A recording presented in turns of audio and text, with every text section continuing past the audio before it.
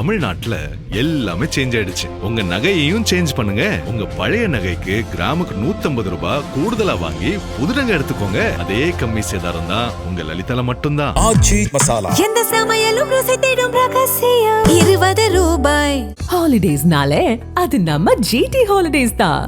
GT Holidays, South India's #1 travel brand. You know you are special when you're with GT Holidays. 2026 சட்டமன்ற தேர்தலில் தமிழ்நாட்டு மக்கள் யாருக்கும் தனி பெரும்பான்மையை கொடுக்கவில்லை. அதனால் காங்கிரஸ், கம்யூனிஸ்ட் கட்சிகள், விசிக, IOML என திமுக கூட்டணி கட்சிகளின் பலத்தில் ஆட்சி அமைத்தது தவேக. அதிமுகவில் பிளவு ஏற்படுத்தி சட்டமன்ற உறுப்பினர்களை வாங்க நடந்த முயற்சிகள் கடும் தோல்வியில் முடிந்தாலும் 5 MLAக்களை ராஜினாமா செய்ய வைத்து விட்டனர். அதைத் தொடர்ந்து அதிமுக மாஜிக்கள் பலரும் தவேக பக்கம் வந்துவிட்டனர். யார் அதிகமான ஆட்களை அதிமுகவில் இருந்து அழைத்து வந்து கட்சியில் சேர்ப்பது என புசி ஆனந்த், ஆதவ் அர்ஜுனா கோஷ்டிகளுக்கிடையே பிரச்சனை நடந்து வருகிறது. தமிழ்நாடு முழுவதும் நமக்கு வேண்டிய ஆட்களை அதிகரிக்க வேண்டும் என்ற வேகத்தில் திட்டத்தை வேகமாக செயல்படுத்தி வருகிறார் ஆதவ்.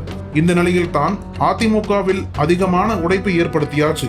இனி அங்கே உள்ளவர்கள் படிப்படியாக பனையூர் வந்து விடுவார்கள். அடுத்ததாக திமுக சட்டமன்ற உறுப்பினர்களை தூக்க வேண்டும், அதற்கான பணிகளை தொடங்க வேண்டும் என்று ஆதவ் டீம் திமுக பக்கம் ஆசை வார்த்தைகளை அள்ளிவிட தொடங்கியுள்ளது.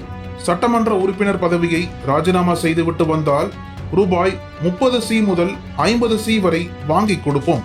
அடுத்து 5 வருடத்திற்கு ஒப்பந்த பணிகளில் சம்பாதித்துக் கொள்ளலாம் என்று தூண்டில் போட தொடங்கியுள்ளனர். முதலில் டெல்டா மாவட்டங்களில் இந்த ஆள் பிடிக்கும் பணியை தொடங்க வேண்டும் என்று தஞ்சாவூர் மாவட்டத்தில் பணியை தொடங்கியுள்ளனர். பேராவூரணி திமுக சட்டமன்ற உறுப்பினர் அசோக்குமார் கடுமையான போட்டிகளுக்கிடையே வெற்றி பெற்றுள்ளார். கட்சி தலைமை கொடுக்க சொன்ன பணம் சரிவர கிடைக்காததால் கடன் வாங்கி செலவு செய்துள்ளார். இதனால் கடனாளி ஆகியுள்ளதாக சக ஊபிகளிடமும் உறவினர்களிடமும் புலம்பி வருகிறார். உடல்நிலையும் பாதிக்கப்பட்டு சிகிச்சை பெற்று வருகிறார்.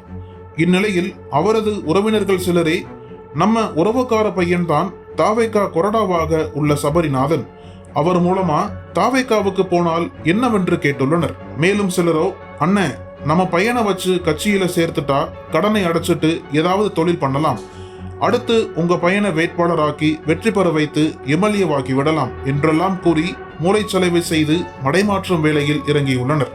பேராவூரணி தொகுதி உடன்பிறப்புகளோ கடுமையான போட்டிகளுக்கு இடையேதான் திமுக அசோக்குமாரை 2வது முறையாக வெற்றி பெற வைத்திருக்கிறோம். ஆனால் இப்ப திமுகவை உடைக்க அசைன்மெண்ட் கொடுத்திருக்கிறார் ஆதவ்.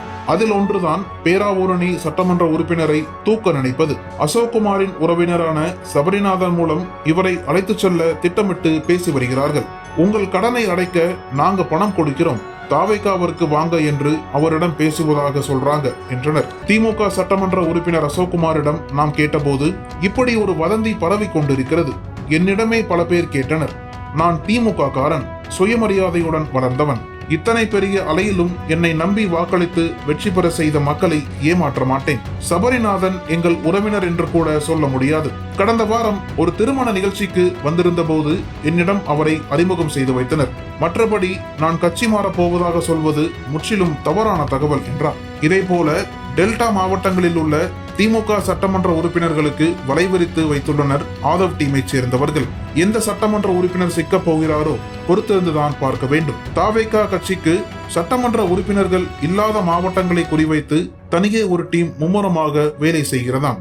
MLAக்களிடம் நேரடியாக பேசாமல் அவர்களுக்கு வேண்டப்பட்டவர்கள் உறவினர்கள் மூலமாக, சில நேரங்களில் பத்திரிகையாளர்கள் மூலமாக பேச்சுவார்த்தை நடத்துகின்றனர். கள்ளக்குறிச்சி மாவட்டத்தில் இருக்கிற அந்த முன்னாள் ஆளுங்கட்சி இன்றைய எதிர்க்கட்சி MLAவுக்கு அமைச்சர் பதவி மீது நீண்ட காலமாக ஒரு கண். விழுப்புரம், கள்ளக்குறிச்சி மாவட்டத்தில் விஜய் கட்சிக்கு என எந்த MLAவும் இல்லை. விழுப்புரம் மாவட்ட பொறுப்பு அமைச்சர் புசி ஆனந்த், கள்ளக்குறிச்சி மாவட்டத்திற்கான பொறுப்பு அமைச்சர் வன்னி அரசு.